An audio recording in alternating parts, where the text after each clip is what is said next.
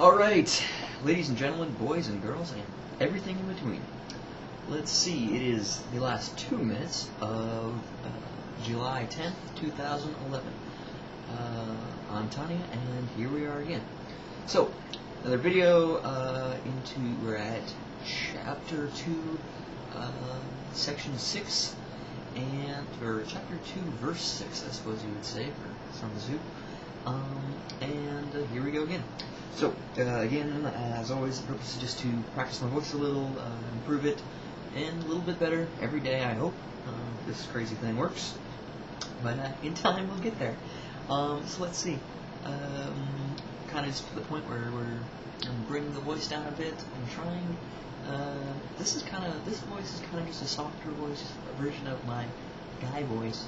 But I'm trying to develop the upper voice and sort of bring it down. I don't know what I'm looking for exactly. We'll get there when we get there. It's a long run. I'm expecting this to take quite a long while. So, let's see. As always, the text is from Project Gutenberg, a source for all your ancient secrets that are now out of copyright. I'm Tanya, and here we go. So, as always, plenty of good stuff.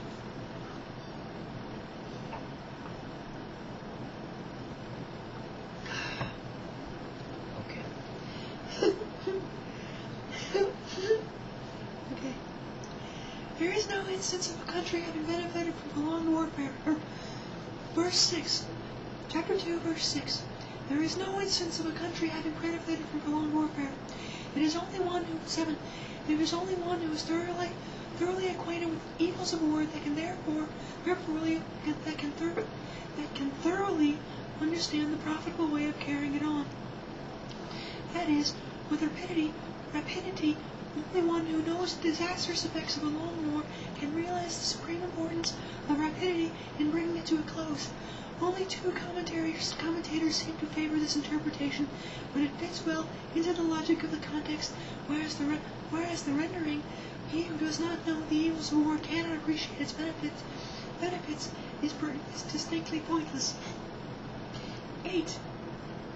The skillful soldier does not raise a second levy, neither are supply wagons loaded more than twice.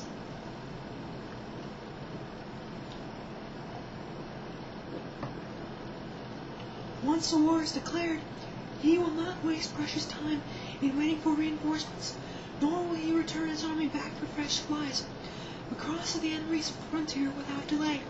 This may seem an audacious policy to recommend, with all great strategies from Julius Caesar to Napoleon Bonaparte. The value of time, that is, being a little ahead of your opponent, has counted for more than either numerical superiority or the nicest calculations with regard to commissariat. I need to work on my vocabulary. Commissariat. I need a big old dictionary. I'll be like, here's my 19th century fancy English dictionary. 9. Bring war material with you from home, but forage on the enemy. Thus, the army will have food enough for its needs. The Chinese word translated here as war material literally means things to be used, and is meant in the widest sense. It includes all the impediments of an army, apart from provisions. 10. Poverty of the state exchequer causes an army to be maintained by contributions from a distance. Contributing to maintain an army at a distance causes the people to be impoverished. The beginning of the sentence does not balance properly with the next, though obviously intended to do so. The arrangement, moreover, is so awkward that I cannot help suspecting some corruption in the text.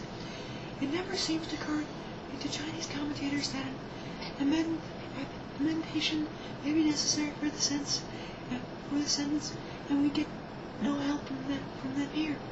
The Chinese word Sun Tzu used to indicate the cause of the people's impoverishment clearly have reference to some system by which husbandmen sent their contributions of corn to the army directly.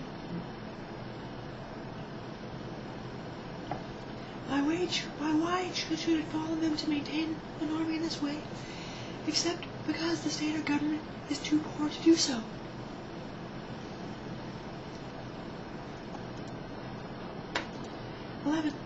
On the other hand, the proximity of an army causes prices to go up, and high prices cause the people's subsistence to be drained away. Wang Xi says high prices occur before the army has left its own territory. Xiao Kun understands it of an army that has already crossed the frontier. 12. When their subsistence is drained away, when the peasantry will be afflicted by heavy exactions. 13 and 14. With the loss of subsistence and exhaustion of strength, the homes of the people will be stripped bare, and 3/10 of their income will be dissipated. Sun Tzu and Wang Xi agree that the people are not mulcted of 3/10, but of 7/10 of their income. This is hardly to be extracted from our text. Ho Shi has a charismatic tag. The people being regarded as the essential component of the state and food, the people's heaven, is not right that those in authority should value and be careful of both.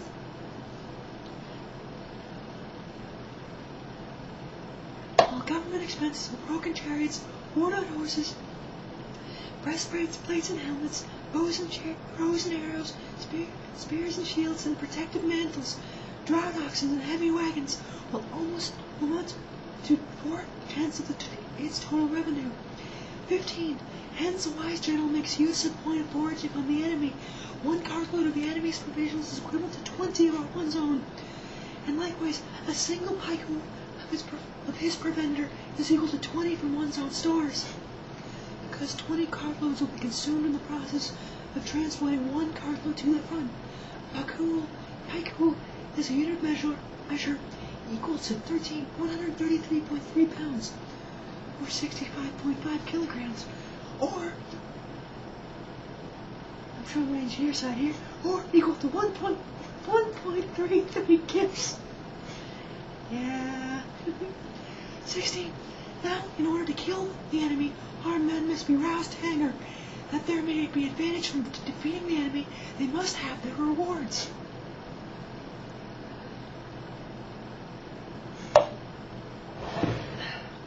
Sun Tzu says, rewards are necessary in order to make the soldiers see advantage of beating the enemy. Thus, when you capture spoils from the enemy, they must be reused as rewards, so that all your men may have a keen desire to fight, each on his own accord, each on his own account. 17. Therefore, in chariot fighting, when 2 or more chariots have been taken, those should be awarded who took the first. Our own flag should be substituted for those of the enemy, and the chariots mingled and used in conjunction with ours. The captured soldiers should be kindly treated and kept. 18. This is called using the conquered foe to augment one's strength. In war, then, let your great object be victory, not lengthy campaigns. As Ho Shi remarks, war is not a thing to be trifled with. Sun Tzu here reiterates the main lesson.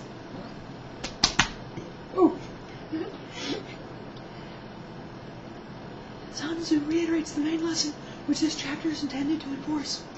20. Thus it may be known that the leader of our armies is the arbiter of the people's fate. The arbiter of the people's fate, a man on whom it depends whether the nation shall be in peace or in peril. I like that. 20. Thus it may be known that the leader of the army is the arbiter of the people's fate, the man on whom it depends whether the nation shall be in peace or in peril.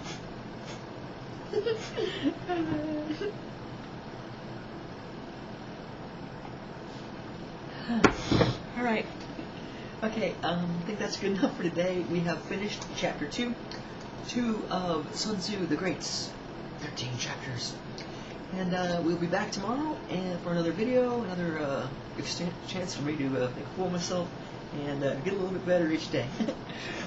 So, as always, I'm Tanya. Well, I haven't always said I'm Tanya, but hopefully that name will stick around for a while, but you never know. So, for now, as always, I'm Tanya. As always, the tech is from Project Gutenberg. Have a good night, get some sleep, keep practicing, and good night, and good luck.